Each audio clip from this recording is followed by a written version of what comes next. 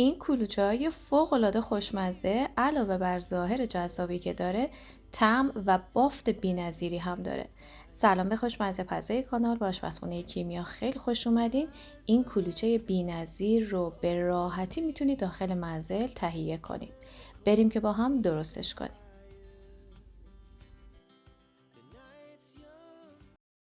قبل از هر چیز باید خمیرمایه‌مون رو به عمل بیاریم. 1/3 قاشق غذاخوری خمیرمایه خشک فوری رو به همراه 1 قاشق غذاخوری شکر و 1/3 لیوان شیر ولرم رو با هم مخلوط میکنیم. یه مقدار هم میزنیم تا خمیرمایه داخل مواد حل بشه و بعد درب ظرفمون رو میبندیم و یه جای گرم قرار میدیم تا خمیرمایه ما یه مقدار عمل بیاد. دقت کنید که شیر حتما باید ولرم باشه. شیر اگر سرد باشه یا خیلی داغ باشه طوری که انگشت شما بسوزه، به اصطلاح خمیرمایه میمیره و این مایه شما به عمل نمیاد. حدود 2.5 لیوان آرد سفید یا معادل 320 گرم آرد نیاز داریم. به نصف عدد تخم مرغ که من از 2 تا تخم بلدرچین استفاده کردم و بقیه شکری رو که داشتیم رو با آب ولرم یه مقدار حل کردم و کم کم به موادم اضافه میکنم. دقت کنید که آب نباید خیلی زیاد باشه. برای من حدوداً 1/4 لیوان آب ولرم بود که با مابقی شکر همونطور که دیدید حل کردم و به موادم اضافه کردم. مایه خمیرمونم که بعد از 10 دقیقه به عمل اومد، اون رو هم به مواد اضافه میکنم و آهسته مواد رو با هم مخلوط میکنم طوری که خمیر یه مقدار خودش رو جمع کنه. اگر دیدید که میزان مایعاتتون کم هست و یک مقدار خمیر شما نیاز داره به این که بهش مایعات برسه، میتونید از آب ولرم خیلی کم و در حد چند قاشق اضافه کنید. ببینید الان من یه مقدار خمیرم خشک بود و حدوداً 4-5 قاشق غذاخوری بهش آب ولرم اضافه کردم تا خمیرم جمع بشه. بعد از اینکه خمیر کاملا جمع شد، 1/3 لیوان فرانسوی بهش روغن مایع اضافه میکنم.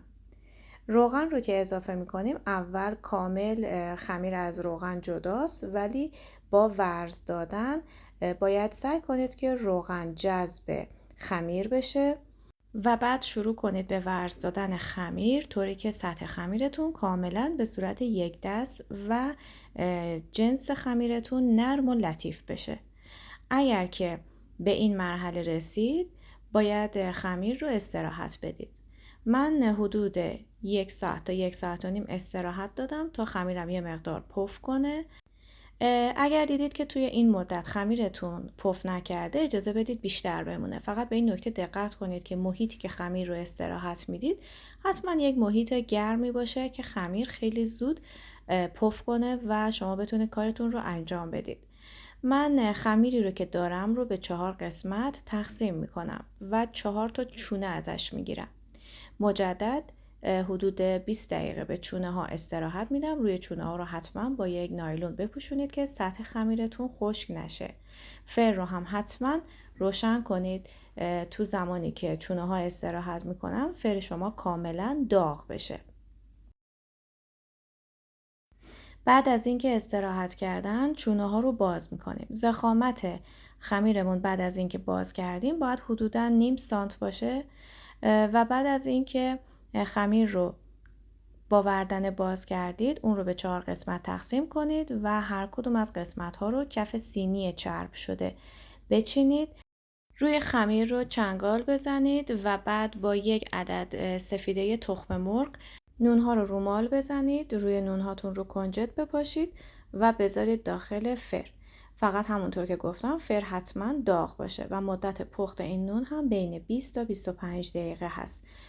روی نون احتیاجی به گریل نداره، ولی اگر که دیدید زیر نون شما کاملا طلایی شده ولی روی نون هنوز رنگ نگرفته، میتونید 2-3 دقیقه گریل بالا رو روشن کنید تا زمانی که نون شما کاملا رنگ بگیره و بعد از داخل فر خارج کنید. اجازه بدید کاملا سرد بشه و بعد آماده سرو هست. از اینکه تا انتها با من همراه بودید سپاسگزارم. پیشنهاد میکنم که این ویدیو رو حتما ببینید. مطمئنم که از دیدن این ویدیو هم لذت میبرید. تا یک آموزش دیگه با شما خداحافظی میکنم. خدا نگهدارتون.